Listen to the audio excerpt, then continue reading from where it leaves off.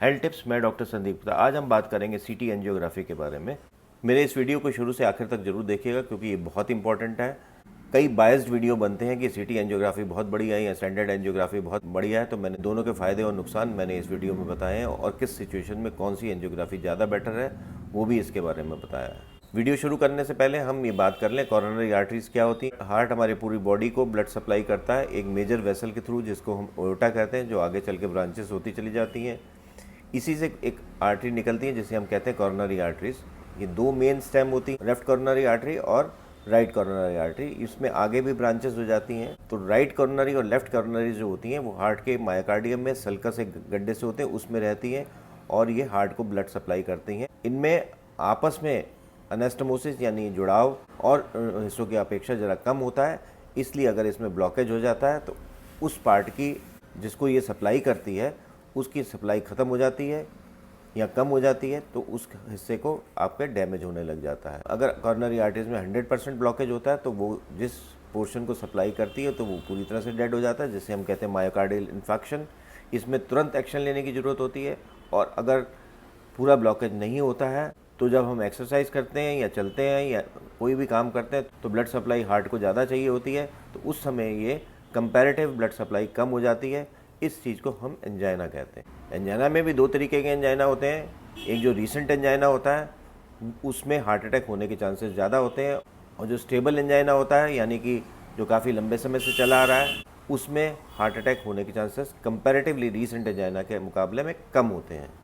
CT angiography और जो standard angiography होती है उसमें दोनों में थोड़ा सा डिफरेंस है।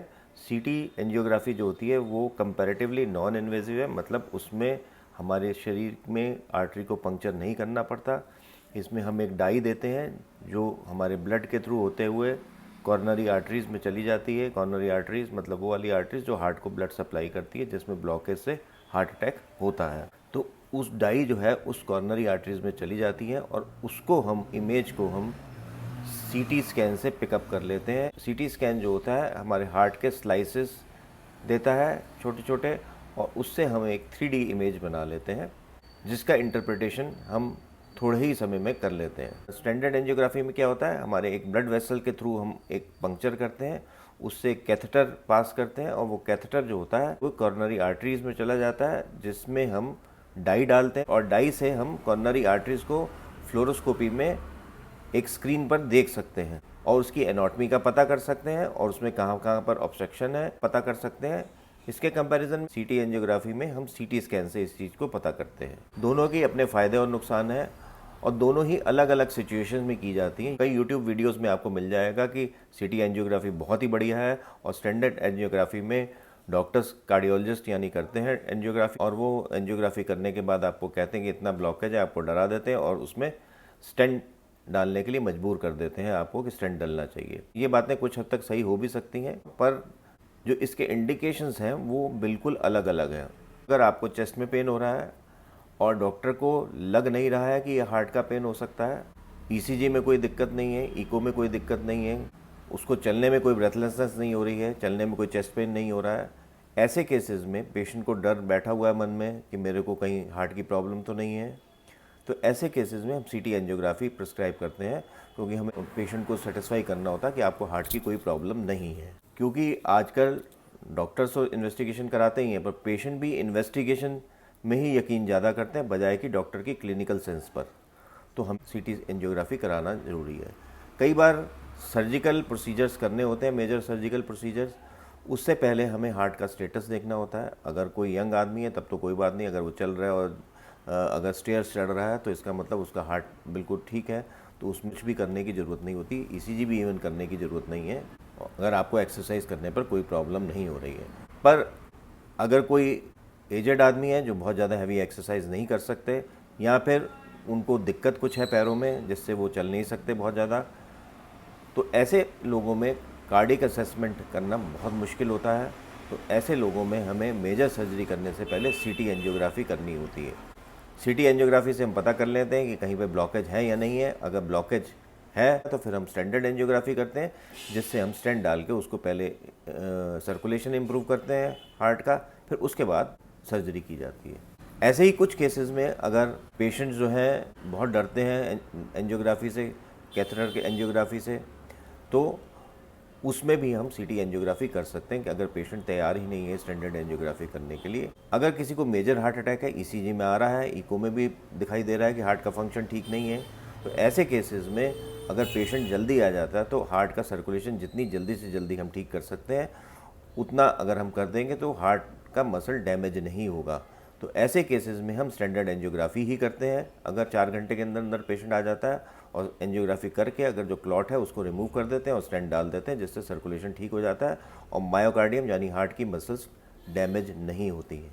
अगर पेशेंट को स्टेबल एंजाइना है, यानी कि स्टेबल एंजाइना का मतलब है एक निश्चित दूरी पर या निश्चित काम करने पर उसको दर्द होता है चेस्ट में या सांस फूलती है और रेस्ट करने पर वो ठीक हो जाता है, और ऐसा उसको महीनों से हो रहा है, तो ऐसे केसेस में हम सीटी एंजियोग्राफी करके पहले पता कर सकते हैं कहाँ कहाँ ब्लॉकेज है, फिर आप स्टैंडर्ड एंजियोग्राफी जो होती है कैथेटर वाली उसको आप कर सकते हैं और स्टेंट अगर ज़रूरत है तो डाल सकते हैं। अगर रीसेंट एंजाइना है या रेस्ट पर आपको पेन हो रहा है तो ऐसे केसेस में हम स्टैंडर्ड एंजियोग्राफी करते हैं, क्योंकि अनस्टेबल एंजाइना में हार्ट अटैक यानी मेजर हार्ट अटैक होने के चांसेस ज़्यादा रहते हैं।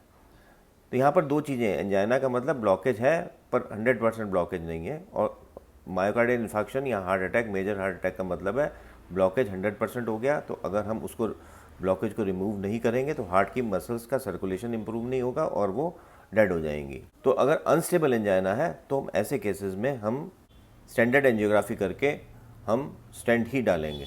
सीटी एंजियोग्राफी का ये फ़ायदा है कि ये थोड़ी सी चीप पड़ती है, इसमें हॉस्पिटलाइजेशन की ज़रूरत नहीं पड़ती है। सीटी एंजियोग्राफी रेडियोलॉजिस्ट करते हैं। सीटी एंजियोग्राफी मुश्किल से 1 या 2 मिनट में हो जाती, पर पेशेंट को प्रिपेयर करने में, उसका कैथ लगाने में, डाई लगाने में, उसके सेंसिटिविटी चेक करने में और पेशेंट को सीटी एंजियोग्राफी करने के थोड़ी देर बाद भेजा जाता है, क्योंकि कोई रिएक्शन हो उसके लिए वेट करा जाता है। सीटी एंजियोग्राफी से पहले आपका हाइड्रेशन ठीक होना चाहिए, पानी खूब पीना चाहिए आपको।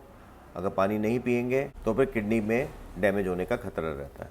सीटी एंजियोग्राफी में कॉर्नरी आर्टरीज की जो या हार्ट में जो आर्टरी सप्लाई करती हैं उनकी एनाटॉमी है वो ज़्यादा बेटर तरीके से देखी जा सकती है बजाय कि स्टैंडर्ड एंजियोग्राफी के। जो स्टैंडर्ड कॉर्नरी एंजियोग्राफी है उसके फ़ायदे ये हैं कि ये एक्यूट कंडीशंस में करी जाती है और आप एंजियोग्राफी करते हैं, साथ साथ में एनाटॉमी देखते हैं और साथ साथ में कहीं ब्लॉकेज है तो वहाँ पर स्टेंट डाल देते हैं जिससे ब्लॉकेज खुल जाए। वहाँ पर बैलूनिंग करके पहले खोलते हैं, फिर उसमें स्टेंट डाल देते हैं, तो जिससे सर्कुलेशन एकदम इस्टेब्लिश हो जाता है।